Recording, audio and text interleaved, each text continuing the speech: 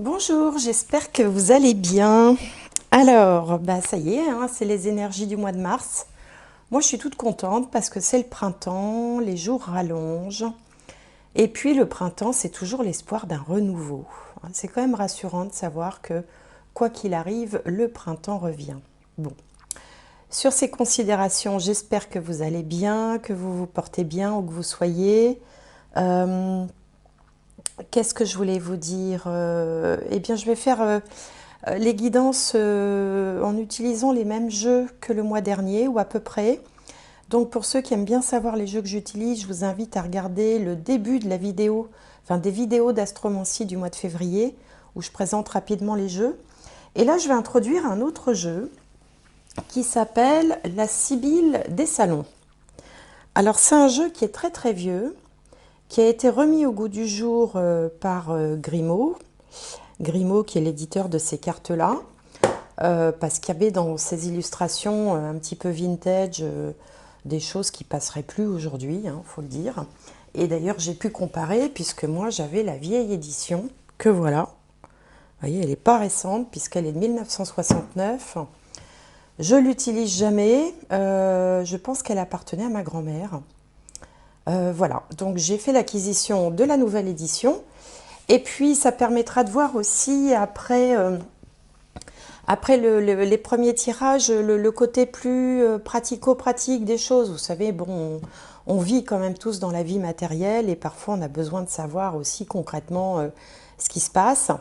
Donc, on va essayer avec ce jeu-là. Je ferai un petit tirage qui s'appelle les Chroniques de la Sibylle pour voir, pour faire un petit bilan de sa vie, voir comment on peut l'équilibrer.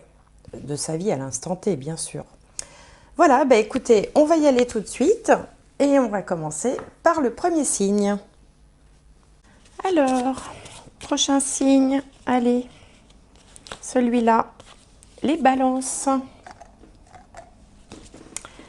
Les balances, j'espère que vous allez bien, amis balance. Alors, on va commencer par une carte de l'oracle de Shine pour les balances pour mars 2023. Là, il y en a deux. Allez. Balance, mars 2023. La voilà. La rencontre. La rencontre. Alors, rencontre amoureuse, rencontre amicale, rencontre professionnelle, tout est possible. On va voir ce que nous dit l'oracle des fées. Alors, pour les balances,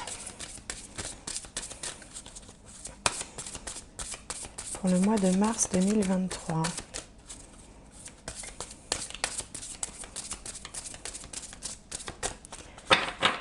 Allez, on va aller la chercher comme ça.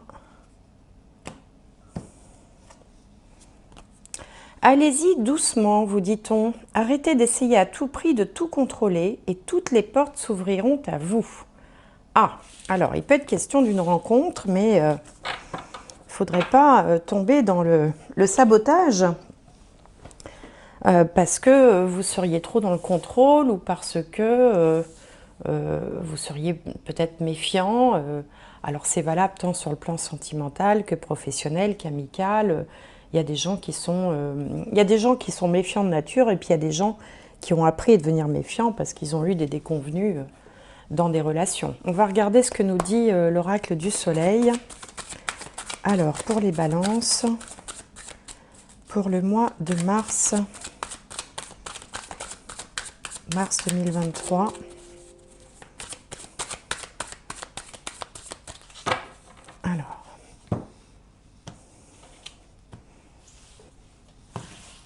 Alors, balance. Balance.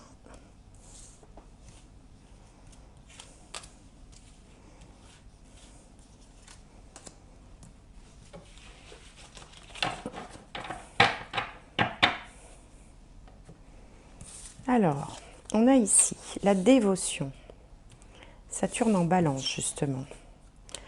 La critique, Mars en Vierge, l'optimisme, Lune en Sagittaire, l'exaltation, très belle carte, la Lune en Taureau, Et ici, la concentration Saturne en Gémeaux. Alors sur vous, ça tombe bien puisque vous êtes du signe de la Balance et qu'on a une carte du signe de la Balance, Saturne en Balance. Alors Saturne, c'est pas la planète la plus guillerette du système solaire. Saturne, elle inspire, enfin, elle représente la structure, le sérieux, les choses un peu graves. Bon, c'est pas une planète très rigolote en soi. Et du coup, placée dans le signe de la Balance, ça peut vouloir dire plusieurs choses. La première chose, c'est que peut-être que dans votre relationnel, depuis quelque temps, vous ne vous amusez plus tellement parce que eh bien, les relations sont devenues plus ternes, plus graves, plus sérieuses, ou plus rares aussi, parce que Saturne, c'est également une forme de solitude. On peut aussi se sentir seul, même parmi la foule et même parmi les autres. Cette carte s'appelle quand même la dévotion. Donc peut-être que vous vous avez donné beaucoup de vous pour aider les gens, pour apporter du soutien. La Balance a généralement un comportement très amical, très social. Elle s'intéresse réellement aux autres. Et peut-être que là, il y a eu beaucoup de, vous voyez, d'efforts qui ont été fournis, peut-être en vain, ou peut-être que tout simplement vous êtes fatigué de fournir ces efforts-là, d'autant qu'on voit qu'en face, dans la position contre, on a la critique.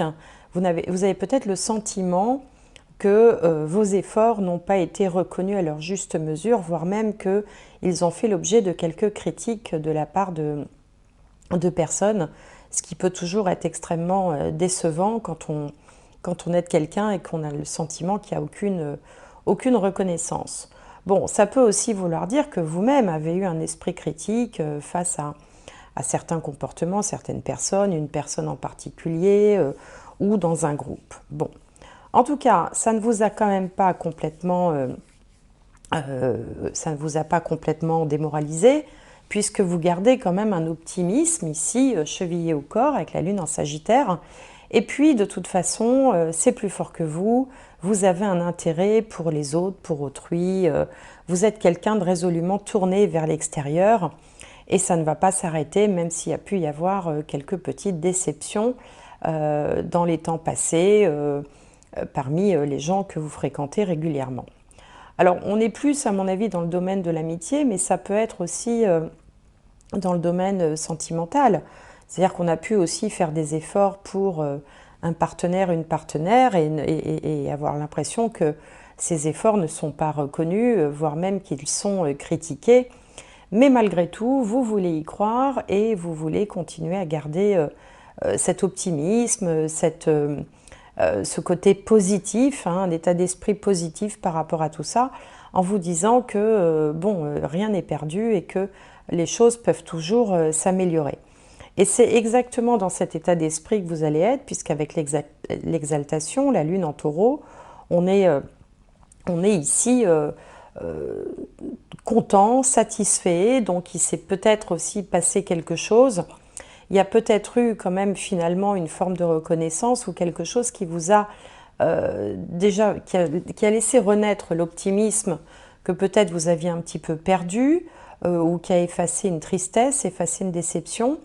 Et vous voilà reparti pour un tour extrêmement ouvert, souriant, sympathique, prêt à écouter, prêt à aider, prêt à rendre service, prêt à avoir des moments de partage, de plaisir, de joie, de sortie, d'amusement. Donc il y a vraiment le retour comme ça de quelque chose de plus positif que ça ne l'a été. Bon, malgré tout, vous restez quand même vigilant.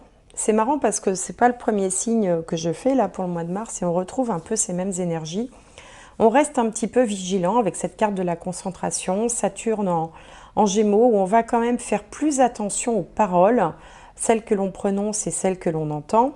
Peut-être qu'on sera un petit peu moins dans la spontanéité, tout petit peu plus dans le contrôle, ou en tout cas dans l'analyse avec le Gémeaux.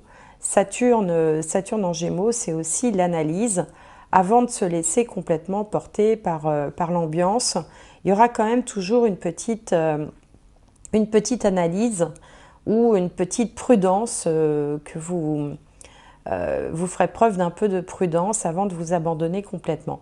Alors ça peut être le cas aussi si vous rencontrez quelqu'un, c'est d'ailleurs ce que vous disait cette carte-là, allez-y doucement, c'est-à-dire que bon, vous êtes tout prêt voilà, à ouvrir votre cœur, à rencontrer quelqu'un de nouveau, si on est dans le domaine sentimental, mais en même temps, plus fort des expériences passées, il y aura quand même peut-être plus de discernement au bout du compte que ce que vous aviez eu jusqu'à présent.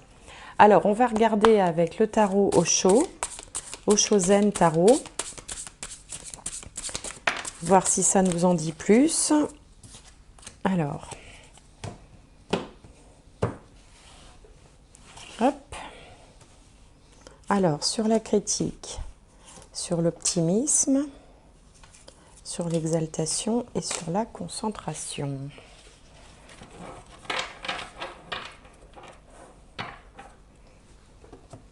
Alors, ici, on a le maître,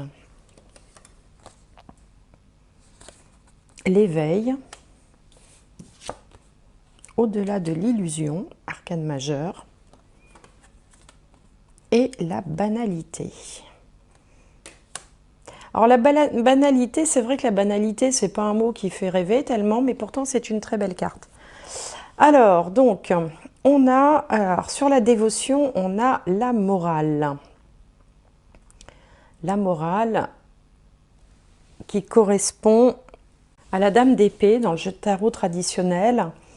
Donc, en effet, on sent une certaine méfiance qui n'était pas là, qui n'est pas naturelle, c'est-à-dire qu'elle est de l'ordre de l'acquis. Vous, naturellement, vous avez tendance à aller vers les gens d'une manière générale, sans a priori, et peut-être avec une certaine confiance, une certaine naïveté. Là, il n'est plus question de ça maintenant, vous êtes un petit peu plus dans le discernement, c'est ce que je disais tout à l'heure, dans la méfiance et dans l'analyse. Sur la critique, ici, on a le maître. Alors, le maître, c'est aussi un enseignant, c'est-à-dire que ce qui vous a fait du mal par le passé ou jusqu'à présent vous a rendu plus fort finalement. C'est ça que ça veut dire. Le maître, c'est celui qui enseigne, qui donne une leçon, et dans la vie, vous avez reçu des leçons, peut-être malgré vous, mais qui vous ont quand même rendu plus fort. Sur l'optimisme, on a l'éveil. Alors, l'éveil, bien sûr, au sens spirituel, mais l'éveil, c'est aussi la prise de conscience, vous voyez, qui résulte de ce que je viens de dire, qui résulte sûrement de désillusions, de déceptions que vous avez vécues dans votre cadre relationnel, dans votre vie, et du coup, maintenant, vous êtes beaucoup plus à l'écoute de votre mental, mais également de vos ressentis. Hein, l'éveil, il y a une connexion spirituelle, et avec l'optimisme, on sent que vous voulez quand même rester la personne ouverte, tournée vers les autres, mais vous ne voulez pas non plus être comme on dit, le dindon de la farce, et être la personne qui se fait toujours avoir. Alors, je pense que l'équilibre, la balance, c'est le cas de le dire, est bien, est dans les bonnes proportions. C'est-à-dire que vous avez réussi à trouver un équilibre entre cette naïveté, ce côté très, enfin, comme on dit, vous voyez, qui fait confiance à tout le monde, un côté un petit peu naïf, qui en même temps est frais et sympathique, et les déceptions, les désillusions que vous avez eues. Donc vous avez réussi à trouver la bonne mesure, et du coup ici on vous dit que vous êtes à votre bonne place. Hein. Ici c'est un arcane majeur qui correspond au jugement. Dans le jeu de tarot traditionnel, on a à la fois le papillon qui symbolise la transformation, la liberté, et puis aussi la flamme de l'éveil, mais également du mental, de la connexion spirituelle aussi. Et donc on vous dit que maintenant vous êtes à votre bonne place, que vous êtes, autrement dit, plus équilibré dans ce domaine, dans cette sphère relationnelle de votre vie. On vous dit aussi qu'il est tout à fait possible d'en profiter. L'exaltation, c'est quand même une invitation à se laisser porter par tout ce qui fait plaisir, tout ce qui fait du bien, tout ce qui rend heureux. Bon, malgré tout, vous avez quand même toujours vous avez et vous aurez toujours cette certaine méfiance, cette vigilance qui du coup est acquise, qui n'est pas naturelle chez vous, mais que vous avez acquise, et sur laquelle vous avez la carte de la banalité. La banalité vous invite aussi à beaucoup plus de naturel, à moins travailler ce relationnel, à vraiment être naturel, authentique, à vous réjouir de toutes les petites choses sympathiques de la vie, à trouver en fait des petits moments de bonheur, des petits moments de grâce dans tous les gestes les plus simples. Boire un café, passer un moment avec des amis, rigoler, apprécier un paysage. En fait, on vous dit qu'il ne faut pas non plus sombrer avec la concentration dans quelque chose de trop sérieux. Il faut garder cette âme d'enfant un petit peu qui sait se réjouir de tout. Et ça, c'est ce que vous aurez réussi à faire par la combinaison de tout ce que je viens de dire. C'est-à-dire que, en fait, ce qu'on vous dit ici, c'est de vous laisser porter, maintenant que vous êtes fort ou forte de ces expériences passées, hein, de déception, de désillusion que vous avez intégrées, que vous avez analysées, vous pouvez vous laisser porter par la joie, par les bons sentiments, par le bonheur, en gardant toujours à l'esprit une certaine observation, mais sans sombrer dans quelque chose de, vous voyez, de lourd, de triste ou de trop sérieux. Hein, cette carte, je vous dis, elle porte mal son nom parce que regardez, les énergies sont très belles. D'ailleurs, elles sont très printanières. Hein. On a un cerisier en fleurs, on a des fleurs au sol, elle est très printanière. Donc en fait, en résumé, ce qu'on vous dit, c'est vivez votre vie, laissez-vous porter, laissez aussi les opportunités arriver à vous, les rencontres se faire, les relations se nouer. Maintenant, vous ne serez plus jamais, vous n'aurez plus jamais la candeur et la naïveté que vous aviez auparavant, parce que voilà, vous avez eu des épreuves dans ce domaine-là, mais pour autant, il ne faut pas sombrer dans une ultra-vigilance, une ultra-méfiance. Simplement, vivez les choses comme elles se présentent, et fort de vos expériences passées, ben, tout se passera bien parce que vous aurez le discernement nécessaire à une bonne relation. Bon, voilà ce que j'avais envie de vous dire. Enfin, ce que j'avais, c'est pas moi qui avais envie, hein. C'est ce que m'inspire ce jeu. Alors, on va regarder, on va changer de jeu et on va regarder avec la Sibylle des salons. Faire le point un petit peu, où vous en êtes actuellement. Alors, la situation actuelle.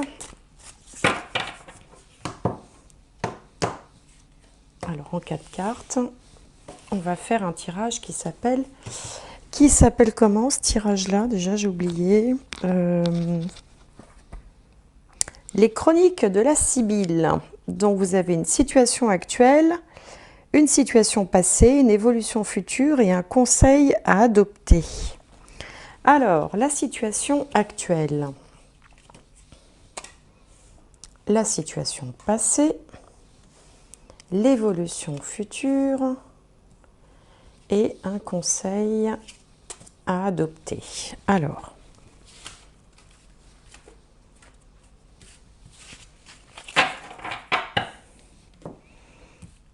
la situation actuelle. L'espérance à l'endroit. La situation passée, la rêverie à l'envers. L'évolution future, des révélations importantes à l'envers. Et le conseil, l'inconstance à l'envers. Ok. C'est marrant comme les jeux se suivent et quand même se répondent. Hein. La situation actuelle, c'est le 3 de trèfle, c'est l'espérance. L'espérance parle de foi, de dévotion. Souvenez-vous, on avait la dévotion juste avant, dans l'oracle du soleil. Elle parle d'attente, elle parle aussi de relativiser ce qui a pu se produire ou voilà, de laisser venir.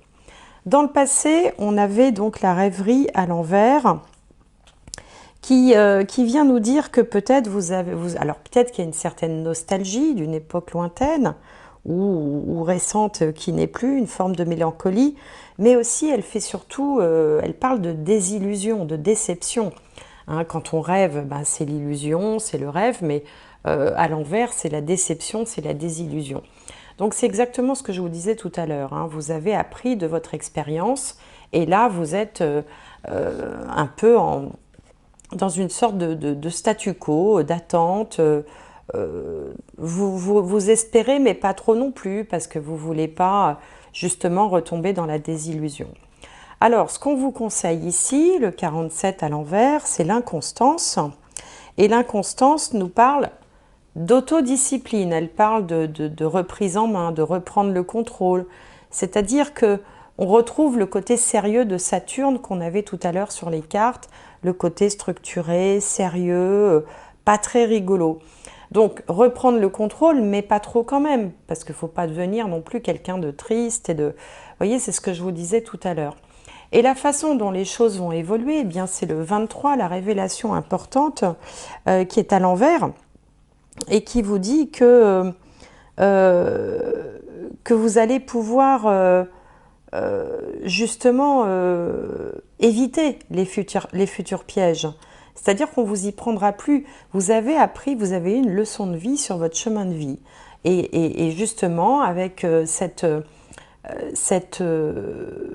acquis, eh bien, vous ne referez plus tout simplement les mêmes erreurs.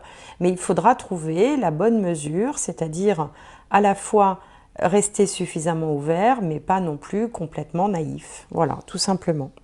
Donc, en résumé, pour vous les balances, une guidance ce mois-ci sur le thème de votre façon de nouer une relation, votre relationnel aux autres, à un partenaire, une partenaire, ou en tout cas aux autres en général, toute la sphère relationnelle, avec évidemment quelques conseils, quelques explications aussi sur ce que vous êtes en train de traverser actuellement. Alors, je vais tirer une dernière carte, un dernier conseil pour vous.